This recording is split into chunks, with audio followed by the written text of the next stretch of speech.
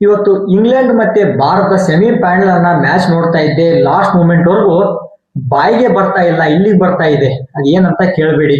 ಭಾರತ ಮೊದಲು ಬ್ಯಾಟಿಂಗ್ ಮಾಡಿ 253 ಒಂದು ಟಾರ್ಗೆಟ್ ಅನ್ನ ಇಂಗ್ಲೆಂಡ್ಗೆ ಕೊಟ್ರು. ಬಟ್ ಭಾರತ ಎಷ್ಟು ರನ್ ಇಂದ ಗೆತ್ತು? ಕೇವಲ 7 ರನ್ ಇಂದ. ವರುಣ್ ಚಕ್ರವರ್ತಿ 65 ರನ್ ಹೊಡಿಸ್ಕೊಂಡಿದ್ದಾರೆ. ಬೂಮ್ರಾ ಒಬ್ಬರೇ ಕಡಿಮೆ ಎಕಾನಮಿಯಲ್ಲಿ ಬೌಲಿಂಗ್ ಮಾಡಿದರೆ. Last over Shivam Dube 22 run.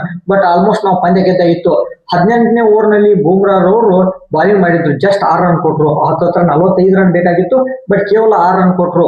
ಎಲ್ಲರೂ 15 ಮೇಲೆ ಪ್ರತಿ ಓವರ್ 15, 20, 18 ರನ್ ಗಳನ್ನ ಕೊಡ್ತಾ ಬರ್ತಾ ಇದಾರೆ. ಬಟ್ ಬೂಮ್ರಾ ಅವರ ಒಂದು ಸ್ಮೆಲ್ ಚೆನ್ನಾಗಿತ್ತು 18ನೇ ಓವರ್ ನಲ್ಲಿ. ಇಶಾನ್ ಕಿಶನ್ ಅವರು ಸ್ವಲ್ಪ ಚೆನ್ನಾಗಿ ಆಡಿದ್ರು. ಅಭಿಷೇಕ್ ಶರ್ಮಾ ಮತ್ತೆ ಫ್ಲಾಪ್ ಆದ್ರು. ಬಟ್ ಇವತ್ತಿನ ಭಾರತದ ಗೆಲುವಿಗೆ ಪ್ರಮುಖ ಕಾರಣ ನಮ್ಮ ಸಂಜು ಸ್ಯಾಮ್ಸನ್ ಅವರು 89 ರನ್ಸ್ ಹೊಡೆದ್ರು, ಚೆನ್ನಾಗಿ ಆಡಿದ್ರು. ಮತ್ತೆ ಬೂಮ್ರಾ ಅವರು ಬೌಲಿಂಗ್ ನಲ್ಲಿ ಇಬ್ರೆ ಈ ಗೆಲುವಿಗೆ ಕಾರಣ ಅವರಿಬ್ರೆ. ಬೆತಲ್ ನಮ್ಮ RCB ಆಟಗಾರ ಸೆಂಚುರಿ, ಶ್ಯಾಮ್ ಕರ್ನ್ ಹೊಡಿತಾ ಇದ್ರೆ, ವಿಲ್ ಜಾಕ್ಸ್ ಹೊಡಿತಾ ಇದಾರೆ. ಅವ್ರು ಟಾಪ್ ಬ್ಯಾಟ್ಸ್ಮನ್ಸ್ ಎಲ್ಲರೂ ಫ್ಲಾಪ್ ಆದ್ರು. ಒನ್ ಸೈಡ್ ಒಂದು 4 ಓವರ್ 5 ಓವರ್ ನೋಡಿದಾಗ ಭಾರತ ಒನ್ ಸೈಡ್ ವಿನ್ ಆಯ್ತು.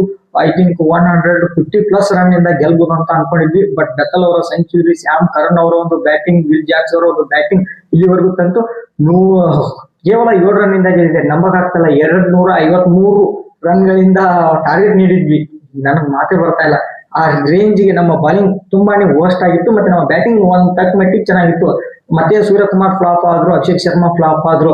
ಬಟ್ ನಲ್ಲಿ ಫೈನಲ್ ಅಲ್ಲಿ ನಮ್ಮ ಭಾರತ ನ್ಯೂಜಿಲೆಂಡ್ ಫೇಸ್ ಮಾಡುತ್ತೆ. ಈ ಬಾರಿನೂ ಕೂಡ ಗೆಲ್ಲುವ ಸಾಧ್ಯತೆ ಹೆಚ್ಚಾಗಿದೆ. ಇದೇ ರೀತಿಗೆ ಹೆಚ್ಚಿನ ಅಪ್ಡೇಟ್ ಬೇಕಂದ್ರೆ ನಮ್ಮ ಒಂದು ಪೇಜ್ ನ ಫಾಲೋ ಮಾಡ್ಕೊಳ್ಳಿ. Thank you.